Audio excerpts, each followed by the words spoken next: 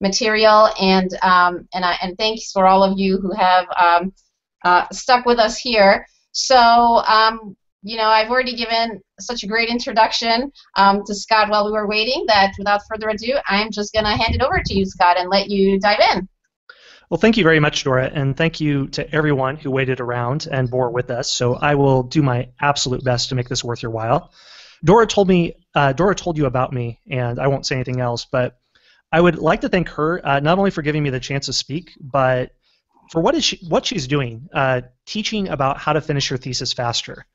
I think at this stage in your life, there are few things more valuable than getting this done as fast as possible. And what this means is you're actually saving years of your life by learning how to do this faster by only taking 6, 5, or 4 years instead of 8, 9, 10, or even 13 years to finish.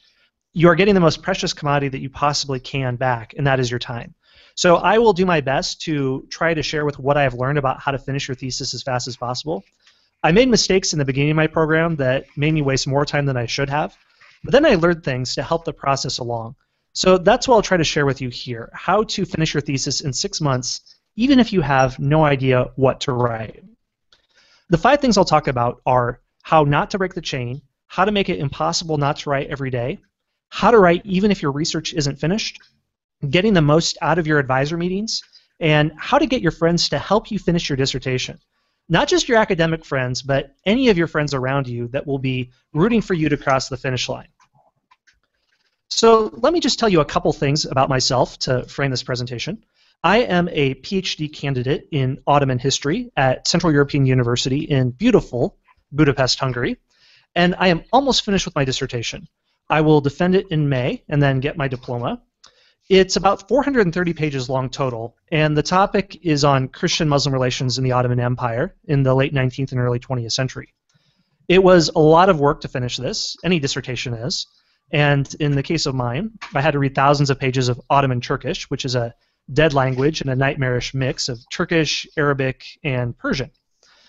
In the course of my PhD program, I also wrote popular history books, non-academic books written for a mass audience. Those are 2 of the books that I wrote that I probably enjoyed more than any of the others, History's Greatest Generals and The Most Powerful Women in the Middle Ages. These were 2 of the 12 books that I wrote. And I don't say this to brag, but I just mention it because there were things that I learned in the process of writing non-academic books that made the critical difference in helping me finish my dissertation. There were things that I learned that really unclogged the drain, so to speak. So that's why I mentioned that here. Well, here's where my story really begins with my dissertation. Pretty early on, I got a bad case of writer's block. I finished my qualification exams in 2011. I was set free to do my research for my dissertation. But rather than diving in, I took some more language courses, and then after that, I went to conferences, and I did good academic things like networking with other professionals, attend seminars. But I did almost no writing on my dissertation. The problem was I didn't know how to start. No one really laid out the process for me, so I assumed that I had to go out there and read everything in existence that related to my dissertation topic. I had to find all the historical sources, find hundreds of documents, thousands of pages. I had to read everything, understand everything, digest it, and then I would sit at my computer and start to produce perfect sentences. That was my idea, but it didn't work that way. I would sit in front of my keyboard, I would write a sentence, I would rewrite it, re-edit it, then eventually delete it. I just couldn't make any progress on this. And there's a reason why I couldn't make any progress going forward, and that is this. The reason is that I was trapped in a mental boardroom. Okay, well, what is a mental boardroom? It's this. We've all been in PhD seminars where you and other PhD students and 1 or 2 professors are sitting around. You have a text or you have scientific data, whatever your discipline is, and you're just ripping into every single paragraph and every single sentence, and you're micro-scrutinizing everything. Maybe you've been at a conference where you gave a presentation and somebody stood up and they took issue with some sentence you said, and they went on for 10 or 15 minutes just ripping into you. The point is that you understand how critical it is to be very precise with your language, which is good as scholars, but it's a big problem when you're sitting down to write a dissertation, because when I would sit down to write, I would have a mental boardroom or a mental seminar room where in my head, there were other PhD students and scholars I knew from the field and my professors, and they were sitting over my shoulder looking at everything I was writing, and I could just hear their voices criticizing, oh, you forgot this part. Oh, you need to include what this scholar says about this. And as you can imagine, it doesn't make for a very conducive writing environment. When I had that going on in my head, I just couldn't make forward progress, and I didn't know what to do. Well, here's what finally made the difference, and here's what finally unclogged the drain. I told you earlier that I wrote a number of popular history books, and I had a lot of fun doing that. They were not academic. I didn't have to worry about secondary literature or extensive footnotes. I just had to write something that was accessible to a large audience and keep my facts straight. So I tried to learn from great writers who had produced a lot of writing in their life, but also wrote well. And I kept coming across two names. They were Isaac Asimov, the famous science fiction writer from the 20th century, and Ernest Hemingway. They produced an enormous amount of written content, but also wrote it very well. So I got into the writing process and tried to see what it was they did that allowed them to produce so much quality content. Isaac Asimov, for example, he's probably one of the most prolific writers in history. He wrote more than 500 books, hundreds of short stories, and even 90,000 letters and postcards to fans around the world. In fact, he wrote books in 9 out of the 10 major categories of the Dewey Decimal System. Here's what Asimov did to write so much. He decided that, number one, he would write every single day, and number two, he decided that he would write in plain, clear prose. Here's something he said about that. He said, I made up my mind a long time ago to follow one cardinal rule of writing, to be clear. I have given up all thought of writing poetically or symbolically or experimentally or any other modes of thought if I were good enough to get me a Pulitzer Prize. I would write merely clearly and in this way establish a warm relationship between myself and my readers. Ernest Hemingway also had a strategy for writing fast. What he would do is quantify his progress. He decided that at the end of every day he would keep a tally of how many words he wrote, and he had a large cardboard chart in his office where one day it was 450 words, another it was 575, and another it was 462. So that way, if he had a day where he wrote more than he expected, he could go off and go hunting or fishing, knowing that that made up for the rest of that day. Hemingway also was not afraid to write a very bad first rough draft. He would get through it as fast as he possibly could. He has a famous quote that the first draft of anything is garbage. He, as a hard drinker and alpha male, said it in much more crass terms than that, but I'll just say it that way. And what he would do is he wouldn't stop for anything. He would go quickly without rushing, and he would just fire out a first draft, not worrying about grammar or punctuation or anything else, or even internal consistency. He knew that writing a very bad but quick first rough draft and then going back over and editing it carefully was a much quicker process than straining and sweating over the perfect first draft. So these are a few of the facts I got in mind from Isaac Asimov and Hemingway. And what they did was they helped me to create 5 principles about how to write a dissertation. These non-academic writers gave me great ideas about academic writing. The first idea I came up with was don't break the chain. What do I mean by don't break the chain? Well, it's an idea that comes from Jerry Seinfeld. I'm a child of the 90s, so I was a big fan of Seinfeld back in the day. And Jerry Seinfeld came up with this principle. He says that the way to be a better comic was to create better jokes. And the way to create better jokes was to write every day. But his advice was much better and much more specific than that. Here was the leveraging technique that he used on himself, and you can also use it to motivate yourself to write your dissertation even when you don't feel like it. He came up with a unique calendar system that he used to pressure himself to write, and here's how it works. You can see it right there. He said to get a big wall calendar that has a whole year on one page and to hang it on a prominent wall. The next step was to get a big red marker. So he says that for every day that he did his task of coming up with jokes, he would put a big red X over that day. After a few days, then he says you have a chain. If you just keep at it and the chain will grow longer every day, you'll like seeing that chain, especially when you get a few weeks under your belt. And your only job after that is to not break the chain. Well, interesting, you might think to yourself, well, so what? It's arbitrary that you're just putting X's on a page. But you're actually leveraging psychology to your favor. It's something that behavioral psychologists call the theory of loss prevention. Basically, it means that the fear of losing a small thing, even something that doesn't matter, is much greater than the joy of gaining a small thing. So psychologically, the thought of beginning to form a chain and the thought of breaking it will actually motivate you powerfully to write. Let me explain to you how I broke this down practically for me in the craft of writing my thesis. This is the second principle of how to make it impossible not to write every day. Here's what I did. This is a little spreadsheet that I made, and if you take away absolutely nothing else from what I talk about, and you just do this, this will almost guarantee that you can finish your dissertation. This is advice that I gave to a few friends in my program, and they said it was the thing that helped them to finish. As you can see, I have a very simple spreadsheet with about 6 columns, but really only 2 of them matter. I have the date, which chapter I wrote that day, words at the beginning, words at the end, number of words total, and the final column is the one that really matters, total words for the day. You can see it closer there. The date and total words at the day are what matters. I started with the task of writing 500 words a day, whether they were good or bad.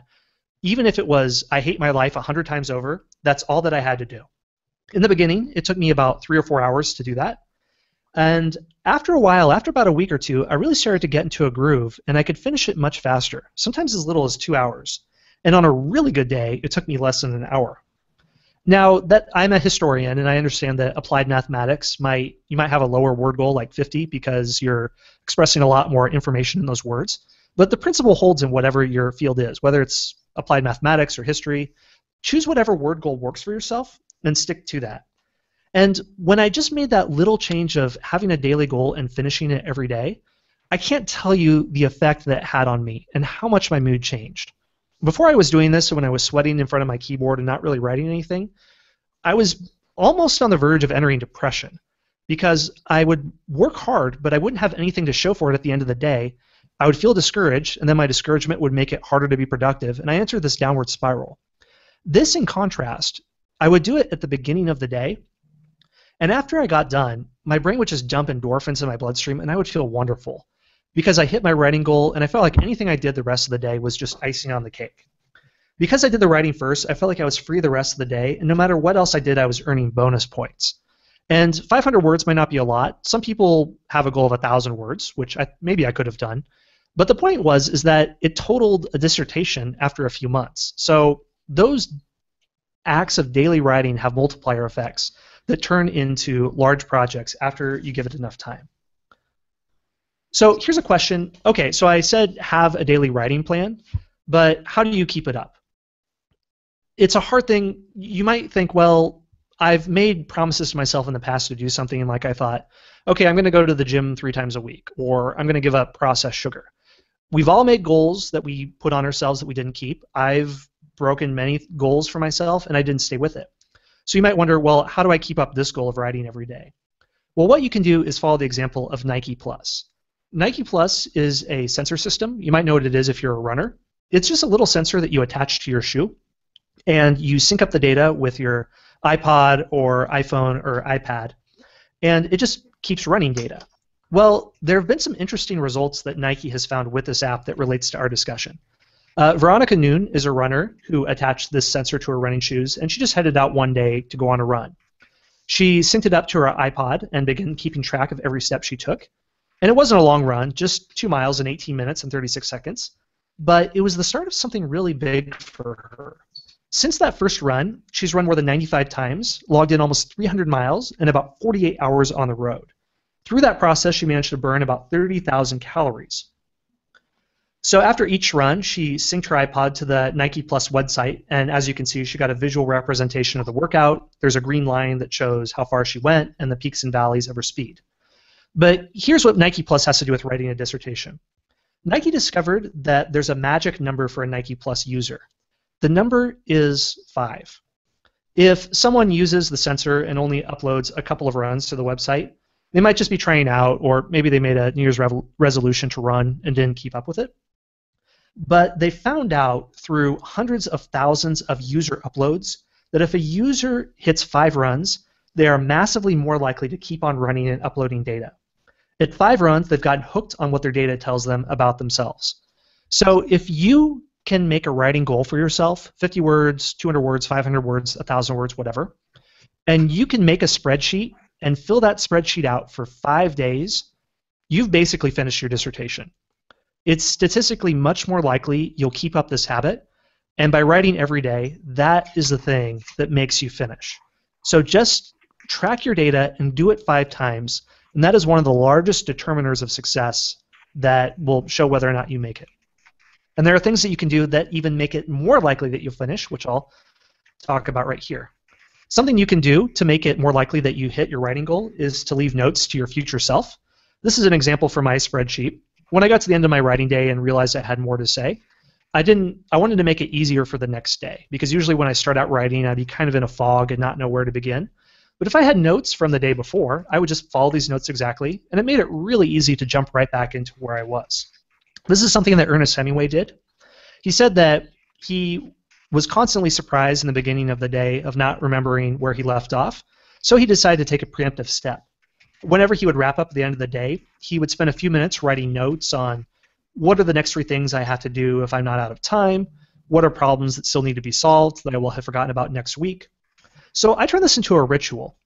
I would write notes to myself, and then before I went to bed the night before, I would get my computer set up, I would open up my thesis on Microsoft Word, open up any other windows I needed, then I would put my computer to sleep. I would wake up the next morning, just turn the power on my computer, and it was all set up and ready to go.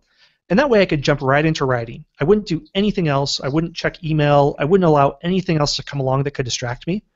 Then I would get the writing done, and I just felt great after I got it done. And I felt like anything else I did the rest of the day was bonus points. So it's a thing that completely altered my mood and changed my outlook on how I felt about everything. And it turned my dissertation from this albatross around my neck into this task that I knew I was making progress on, and I could see the light at the end of the tunnel. Okay, so you might wonder, well, it's great to write, but what do you do if your research isn't finished? Can you start writing then? The answer is not only yes, but I think you should. I told you earlier that when I was sitting in front of my laptop before I figured out how to do daily writing patterns, and I was straining to produce perfect words, I thought mistakenly that I had to read every source that existed on Earth about my topic. And then once I understood everything, then I would start writing. The problem with this was that not only it didn't work, but whenever I would read different sources, it would pull me in different directions, and I didn't feel like I was gaining mastery over the subject. I feel like I was being pinballed around from thing to thing. What I found instead was that it's better to not worry about writing perfect sentences. When you look at a finished product, when you look at a peer-reviewed article, when you look at a book, you don't realize how many terrible drafts went into writing it. When you write your first draft, the goal is to make a mess and to say anything that comes to your mind, whether it's on the subject or off of it, and not to worry about what you say, whether it's logically connected. The reason why I think it's okay to start writing before your research is finished is because by the process of writing, writing isn't the expression of fully formed thoughts in your head. It's actually a dialectic between what is in your head and what you're trying to express. Writing can actually help you articulate ideas that you didn't even know you knew. I can't tell you how many times I would be reading back over my first draft that I rushed through, and yeah, it was bad, yeah, there were mistakes. But I would be surprised to see things that I didn't know I knew that my unconscious mind produced. I mean, think about it this way. Let's say you're talking with your friend and you make a joke and both of you are laughing, and you didn't think about that joke beforehand. It's not like before you met your friend you were mentally trained to strain to think of something funny to say. If you did, it would be awkward and stilted. Instead, it was just a spur-of-the-moment thing, and you both laughed out of its spontaneity. And in a weird way, writing is kind of like that. It produces inferences and connections between two things you hadn't considered before, and brings something interesting to the surface. This, to be academic, is called a dialectic. George Hegel is a 19th century philosopher, and he described a dialectic as a threefold process. A thesis giving rise to its reaction, an antithesis, which contradicts or negates the thesis, and the tension between the two is resolved by the means of a synthesis. All that to say that writing isn't the natural outflow of thinking. Writing is a collaborative process with thinking, and the two going back and forth with each other can help you to produce ideas as you're going along. When I was writing my thesis, I hadn't finished my research, but it helped me to, rather than being pinballed around by my sources, I felt like I was actively in dialogue with them, and I was able to craft a narrative in my mind and frame where the oncoming sources were supposed to go. Not to say that I already had a theory and then I forced the data into it, because that's bad scholarship and bad science, but I was engaging with it when I was going along, and I didn't feel so helpless in the process. This is summed up in a book, Writing Your Dissertation in 15 Minutes a Day by Joan Bolker, which is a fantastic book. And the big idea is that writing is a process where you discover what you have to say, because ideas don't emerge neatly from people's minds. They rise up in conversation or in the act of describing them, and you need to provide the proper medium for them to emerge. So your writing helps give you ideas about which paths are fruitful and which are not. You can create the narrative and make sense out of chaos, or as Joan Bolker says, first you make a mess, then you clean it up. The next thing I'll get to is getting the most out of your advisor meetings. This is a pretty straightforward idea, but very helpful, because I didn't follow this when I was first beginning my program, and I think it cost me a lot of time and stress, and that is how to get the most out of your advisor meetings. When I would first have meetings with my advisors, I didn't come with an agenda. I just had very vague ideas. Because of that, they really didn't know how to help me. Or if they had an answer to my question, they didn't think of it on the spot and maybe thought of it later, but I didn't get the direction I needed to get, and I think it really hurt me in the long run. Of course, your professors are busy people, and they don't have time to meet with you all the time, so you really need to make your meetings count. What I would say is that meetings with professors should only be held to make decisions about a predefined solution, not to define the problem. So basically, don't have a meeting without a plan or an agenda. Otherwise, it can wander and be less than productive.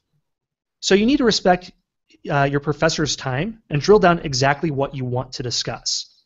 The way you can do that to extract the exact information you need from them, which can save you weeks or even months of time, is by sending them an agenda.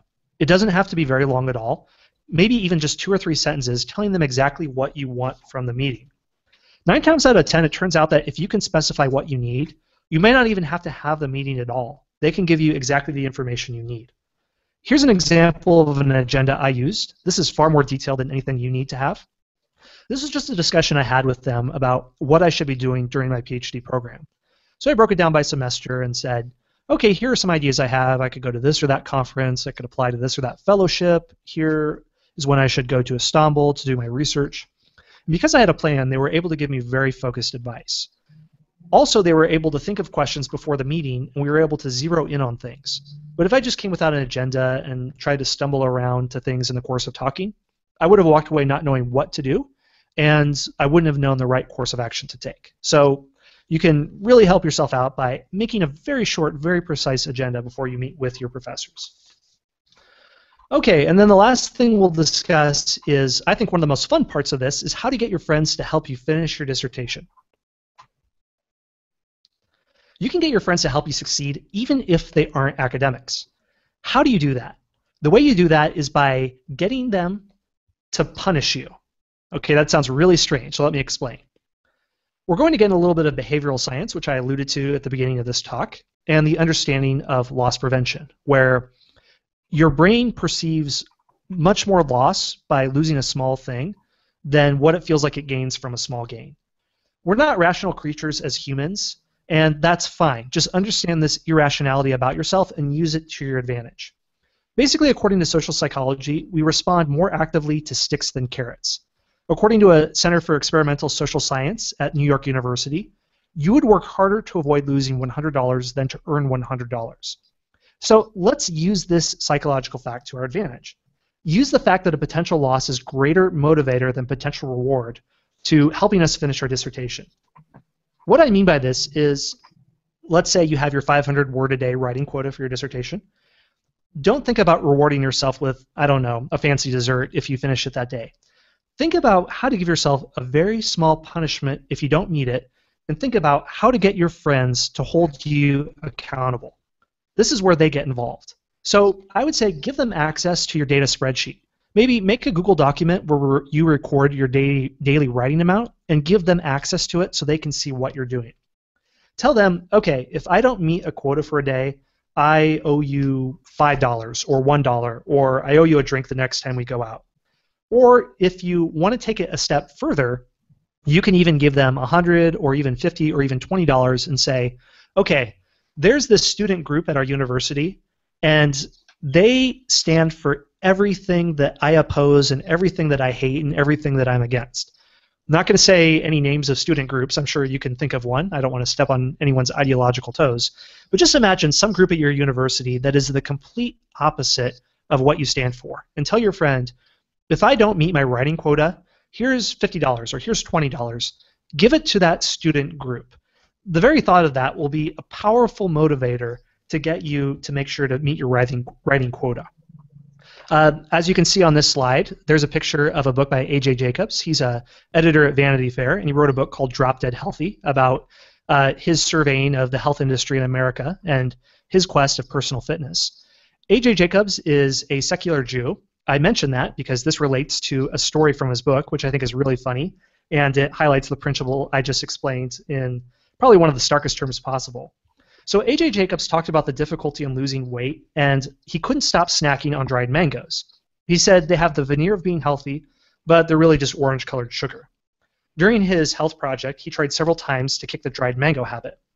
Then he listened to a podcast with Thomas Schelling, who's a Nobel Prize-winning economist, and he talks about the concept of egonomics, which is basically the now versus future self, and you can't trust your future self to do the right thing because your future self won't stick with it.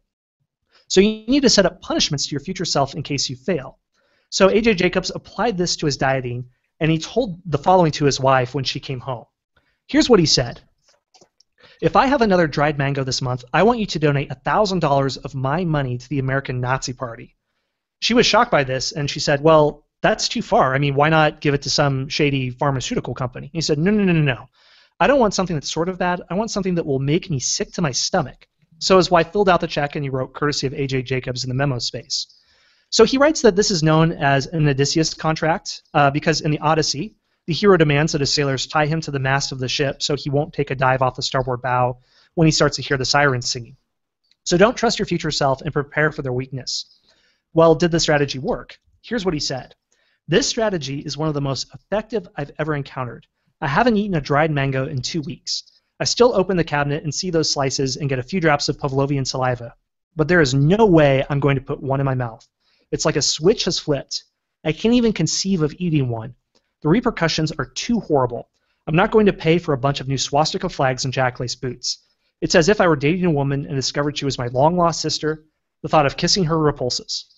So you don't have to do anything as extreme as that, but you can see the psychological factors at work, and getting those to help you around you will be a powerful incentive to make sure you stick with your writing goals. So those are the 5 topics I wanted to cover. Before I wrap up, I just wanted to mention a couple of things. So these were the things that I did to finish my dissertation. It wasn't a completely smooth process even after I started applying daily writing goals, but it turned my dissertation from something that caused me such dread and anxiety and worry, and it made me clam up every time someone asked me, hey, how's your dissertation going? And it turned it into something that was just a large task that I felt like was manageable because I could break it down in a bunch of small pieces. So I hope this was useful for you, and I hope that it helps you wherever you are in your dissertation research. A couple of things about me. I run a website called The Scholarpreneur. My goal is to help equip academics who maybe they can't get a tenure track position, or maybe they're PhD students, maybe they're adjuncts, maybe they're postdocs, and they want to find ways to use their knowledge to appeal to a larger number of people than they typically can at a university.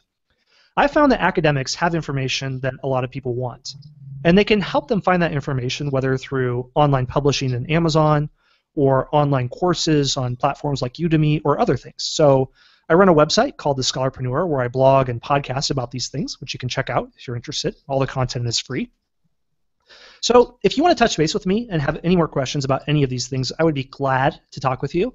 You can find me on email, scott@thescholarpreneur.com. My website is, there you see, www.thescholarpreneur.com. Or you can find me on Twitter, @scholar_preneur. Unfortunately, Scholarpreneur was taken, so I had to do what I could. Well, that's all that I have on my presentation. Thank you again for listening. Thank you again for tolerating the technical snafus that we had. And if anyone has any questions, I would be happy to answer them. Well, thank you, Scott, so much for this wonderful presentation. I mean, I think that you summarized it really well. And so what I had while we were waiting was that we had a couple of questions from other people. Some of them are still on the call. Some of them had to leave. But I will pass it on to you, and then you can just answer it to your best ability. I mean, I was really amazed by all of these techniques. So I think people can put them to use right away. But here are a couple of more questions that I know people want answers to. So Okay. one of the questions that I received was about perfectionism. Like, how do you know when you're ready to let things go? And I know so many people struggle with it. And given that you've written so many books, I assume that you've probably run into this problem, but you found a way to let it go. So how do you know when it's good enough to let go, and what advice would you give to students who are struggling with perfectionism? Excellent question. Thank you. Perfectionism is hard because for academics, you understand that you have a critical audience, and you're also you're mentally equipped to produce fantastic work, and you want to, and that's a good thing. But you have to balance that with getting done in a reasonable amount of time. I know a PhD student who's in, I think, his 13th or 14th year of his program because he's wanting to write this perfect dissertation. Here is what I would say. Now, of course, you want to write the best possible dissertation you can, and that's what I'm dealing with as well. But when you're writing, when I talked about getting through your first draft as fast as you can, that's not what you show to your professors. Here's what I did. I wrote through my first draft as fast as I could. Then I went back and edited it. So I'd only gone through 2 times. That is the version that I showed to my professors first of all. Now, could I have gone back over and ironed it out more? Yes, but I didn't because I knew that if I was really off in some direction, I needed their input now before I went back over it again and again. I needed them to correct me or give me additional input on what I should fix, and they did. It was very helpful. So they gave me input, I wrote it again, then they gave me more input and I wrote it again, and now I'm finishing, and I would say I'm on about my 5th version. My philosophy, and people will differ all over the place on this, is write the best dissertation you can, but realize a dissertation is a passport. It is what enables you to enter the academic world. Yes, you're entering it before you have your PhD, but it's really what lets you cross the divide and be considered a proper part of the academy. So understand that your dissertation will probably be the basis, at least in the social sciences or humanities, of a lot of further research that will be more developed in articles and books and get the full makeover. So understand it as that what would be the difference between a dissertation that was gone through 6 times versus 12 times? Probably not that much. You get to a point where you're starting to hit diminishing returns. Is the difference between 6 times and 12 times worth 3 years of your life? I would say absolutely not. In the British system, people will only spend 3 years in their PhD program. So I think they obviously understand that you need to go through a few times, but here's when I think you're ready to finish. When you realize you're starting to quibble with small things and you're not really changing ideas, and you've kind of gone past the big grammar check and you're just quibbling around for small details, that's the point where I think that you can say that I'm done. And if it's past review from your professors and they're fine with it, go for it. Might there be a couple of small mistakes in there if you go about it this way? Maybe, but is it worth going through it 4 or 5 more times and wasting a few more years of your life? I don't think so. Yeah, Scott, that's really, really great advice. That once you realize that you're just changing small things, you're probably ready to hand it in. And one of the things that people specifically struggle with are individual paragraphs, just writing and rewriting the same sentences. And I think in Joan Bolker's book, she calls it the Penelope syndrome because Penelope kept unweaving her burial shroud. So but this analogy of writing and rewriting paragraphs, do you have a specific exercise or something that you do so that you prevent yourself from doing that? Of rewriting the same thing over and over again? Yeah. Okay. Well, I would say this. After you write your first 1 or 2 drafts, think consciously about what you can eliminate. The good writers will say that you can strengthen almost anything by gutting out about 10%. I worked in journalism before I was in academia, and any round of edits almost always meant shorter sentences, shorter story, and ripping out a lot of the extra fluff. Almost anything is improved by removing rather than adding. unless you're completely missing something, and you'll have that figured out in the first couple go-arounds. By the final rounds of edits, you're, I would say, removing more than adding. One of the first things you can remove is repetition. That's an easy way to cut it down. I would say in my most dramatic round of edits, I probably shortened each chapter by about 20%. Part of it was removing sources that I had fallen in love with because it took so much time to translate them, even though they really didn't relate to my main point. So it was painful to get rid of it. But a larger part of it, too, was just cutting out repetition. So think consciously about removing at later stages of editing rather than adding. Yeah, I think that's a great point, and I found that too when I was writing my papers, was that if I cut down on the amount of writing, actually the writing was more clearer, I felt more comfortable, and it was easier to edit. So actually we have a question here in the chat box about not breaking the chain, and the question is, do you give yourself breaks on weekends and holidays? How do you balance leveraging the chain without burning out and taking time to reward yourself? Yeah, absolutely. You need to know your pace, and I'm a very anti-workaholic person, and I think that the sad thing about academia is if you have workaholic tendencies, it's a profession that very much feeds into that. So it's good to make habits now of not defaulting to working more. I would only work 5 days a week, which is funny because before I came up with the chain, I would work 6 days a week, and even though I wasn't accomplishing anything because I felt guilty of taking any time off. And I thought the way I could remove some of that guilt was by working more. But once I had quantifiable results, I decided, all right, work hard, play hard. So that's my quota. If I can hit 500 words, then I'm good. And I had days where I would go way over, like 1,000 or 1,500 words. And I think one Thanksgiving, I took the whole week off thinking, well, I have enough words to cover that quota for the whole week, so I'm good. I'm going to reward myself by doing more. I know I talked about carrots and sticks later, but that was, I guess, my one carrot. It would motivate me to get a lot done, so if I had a bad day the next day or just wanted a day off or wanted a holiday or whatever, that was totally doable. And yeah, like set up a system so that if you meet your quota, because you're hard on yourself, also give yourself a break if you deserve it. I would say that. I think that's a great solution because you actually, if you keep log of how much you've written, then you have proof that you met your quota, so you can really give yourself a break and feel good about it. So I think that's a great solution to making progress on your thesis without burning out. So thanks so much for that suggestion.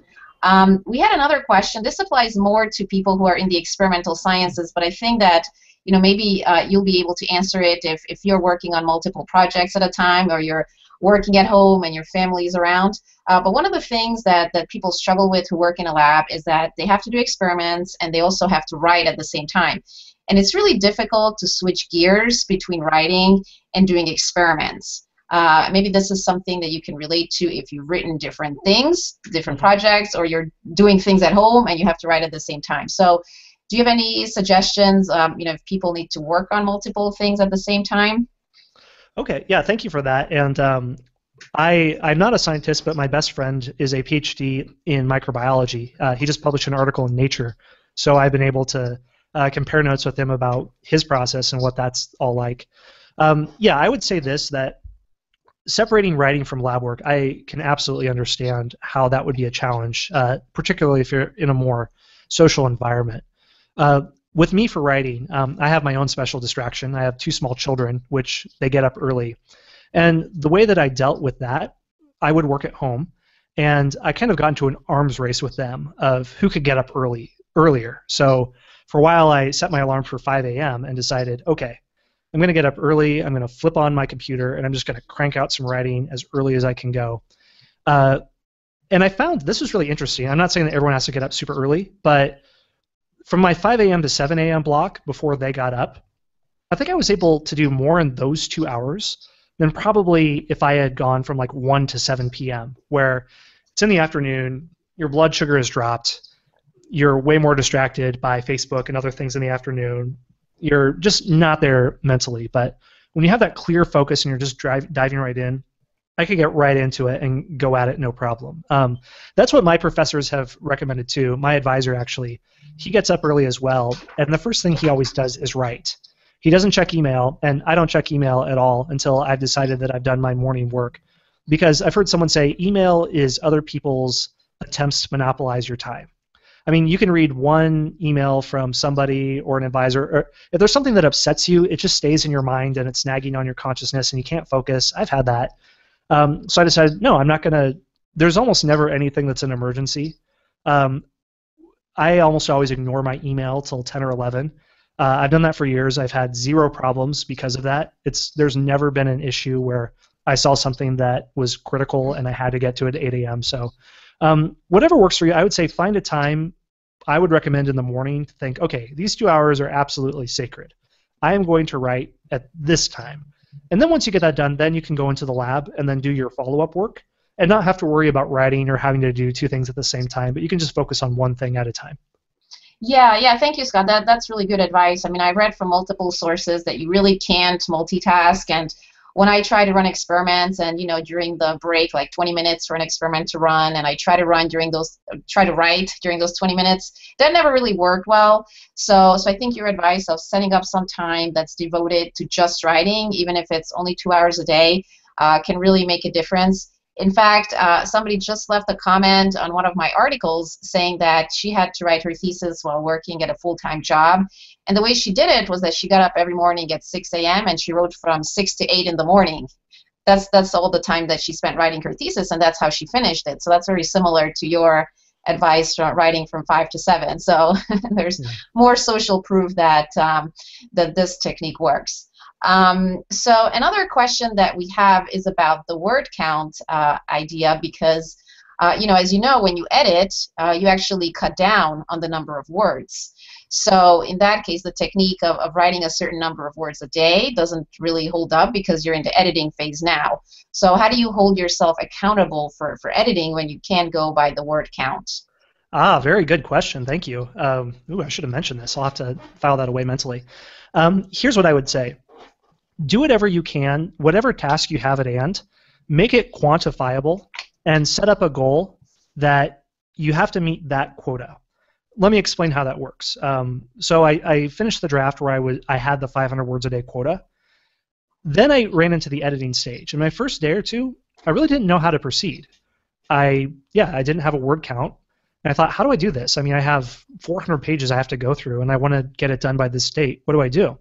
And my wife suggested, well, why not just break down by you have to edit this number of pages per day? I thought, oh, that's brilliant. What? That's so simple. Why didn't I see that? Duh.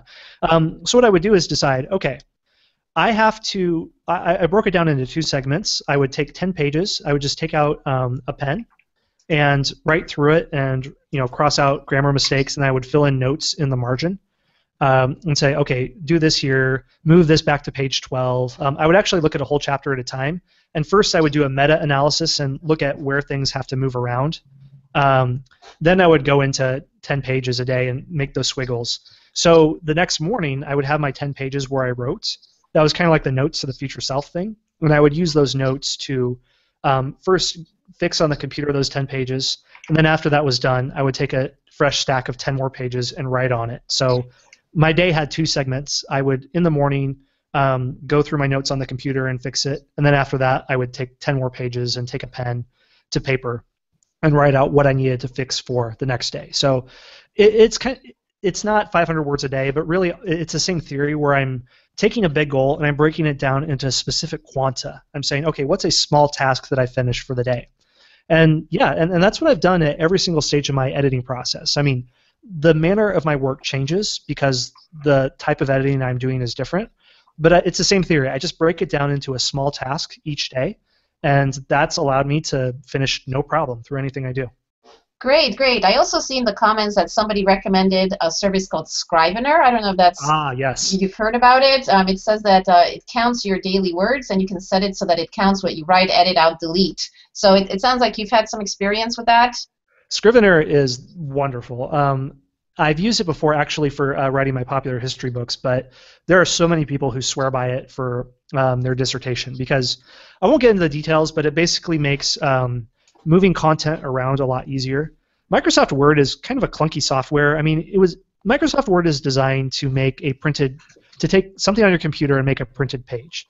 I mean, that's totally cool for 1995, but because the nature of digital information has changed, Word is a little bit clunky with that, but Scrivener is much more versatile. So you don't need to use Scrivener, but if you can get into it, it's, I think, an investment worth making. Great, great. Well, thank you so much on that. I will make sure to recommend that resource to people in our group, because I've only heard good things about it so far. We have one more comment that I think that is really good about the advantages of waking up early to write. And the comment is that if you choose to wake up really early to write, then it's less tempting to go on Facebook and check your email, because the whole reason that you woke up early is to write. So, like, obviously you're not going to use that time to go on Facebook. But, I will use this opportunity to mention a principle called willpower depletion that you might have heard about, that says that as the day goes on, you have less and less willpower. So early in the day, it's much easier to resist going on Facebook. It's much easier to resist junk food. But as the day goes on, it becomes harder and harder. You deplete your willpower. So this goes really in line with your comment about waking up and writing early, because then you're not tempted by all of those things. Oh, yeah, you hit the nail on the head. That's how I structure my whole day.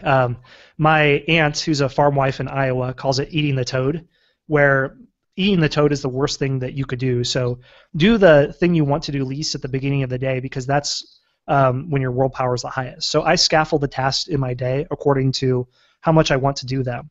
When I have a lot of willpower in the morning and I won't be distracted, I do the things I want to do least. By the afternoon, when I know my willpower is very low and any slight hiccup will cause me to just run off on the internet and waste 20 or 30 minutes, I save the tasks that I know are fun.